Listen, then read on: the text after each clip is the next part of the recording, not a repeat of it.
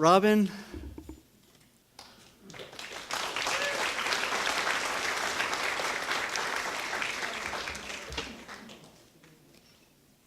Before I begin, I have to thank Bernard for his speech. That is the missing piece, what he does, dealing with the aftercare and dealing with the patients, and I admire him. Thank you.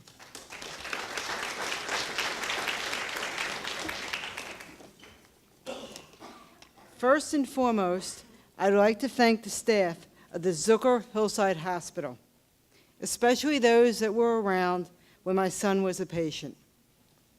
I remember bringing young David, when he was around 7 or 8 years old, into Schneider's Children's Hospital, 4th floor, now known as the Cohen's Children's Hospital, as a broken child. And within a 6 to 7 week period, they brought him back together again. Before this, David was at another hospital that released him before he was stable, because his insurance money ran out. I wanted to admit him into Schneider's, but I had to wait until the new year began. Once admitted, they did the proper paperwork to get him the emergency Medicaid for an extended stay. He finally got the treatment he so desperately needed. The behavior management program that they taught the parents was a great help, and I never experienced another place that taught such skills. And believe me, I've been around the block a few times. I would also like to thank Dr. Mary Courtney, who gave behavior management classes. I still remember how she taught us how to change a child from the no mode to the yes mode, and the 1, 2, 3 magic.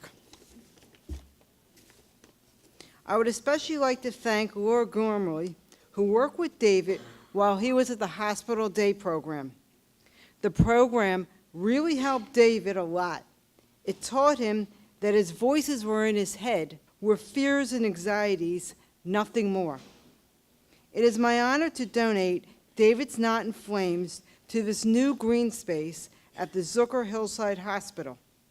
I am humbled to be able to donate and present my work in the memorial of my son, David Antar, 1987 to 2013. May he rest in peace, at this beautiful green space at the hospital that meant so much to us at such a critical junction in his life. David was a patient at the Zucker Hillside Hospital. Later in his life, he founded the case management agency specializing in addiction, Cry Out. David helped hundreds of people through Cry Out. And I still get calls from people today telling me stories how he saved their lives. I began carving this tribute to my son 9 months after his passing, at the young age of 26. The piece began with a 1,500-pound block of Turkish marble at the 2014 Marble Workshop 26. I've been carving stone at these workshops since 2001. So for me, it was a crazy thing that I carved it in their 26th year, the same year that David passed. The stone has purple veins, young David's favorite color and secret code he whispered to me when life got hard and he needed help.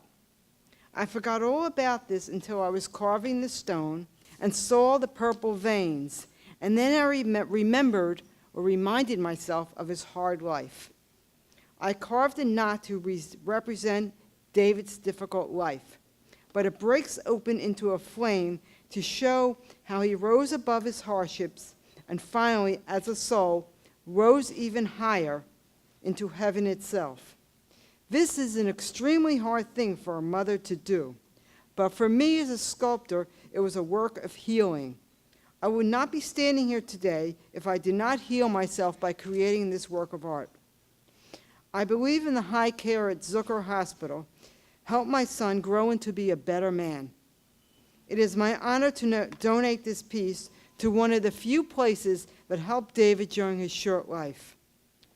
I have saved some stone chips of the sculpture as I was carving it, and I put them aside for each of you if you'd like to own a piece of the sculpture.